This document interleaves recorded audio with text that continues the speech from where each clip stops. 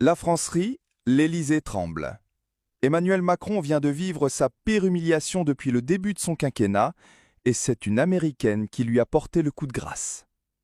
Selon des fuites concordantes à Matignon et Bercy, le président aurait pété les plombs en privé après la réponse cinglante de Candace Owens. Il a hurlé pendant 20 minutes, frappé du poing sur la table, exigé des contre-attaques médiatiques immédiates, m'a révélé un collaborateur sous couvert d'anonymat.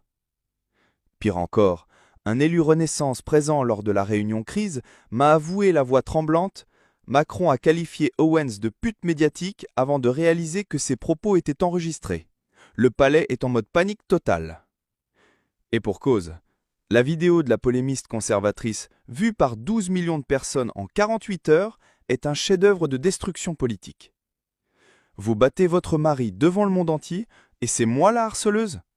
Cette phrase reprise en boucle sur Fox News et Tucker Carlson est en train de devenir le symbole du double standard macroniste. Pendant ce temps, à l'Élysée, on tente désespérément de colmater les brèches.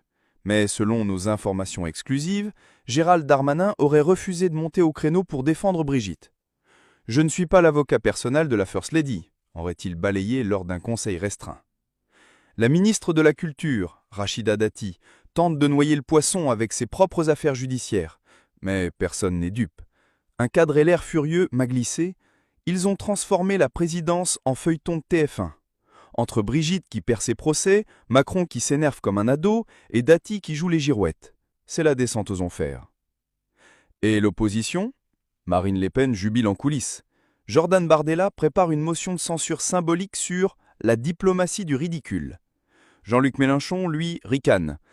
Enfin un sujet où Macron et l'extrême droite américaine sont d'accord, la haine des femmes qui parlent trop.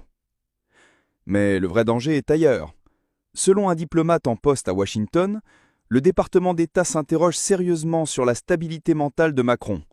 Les républicains américains menacent de couper les financements à l'OTAN si la France continue à harceler leurs journalistes. Alors posons la question qui brûle les lèvres.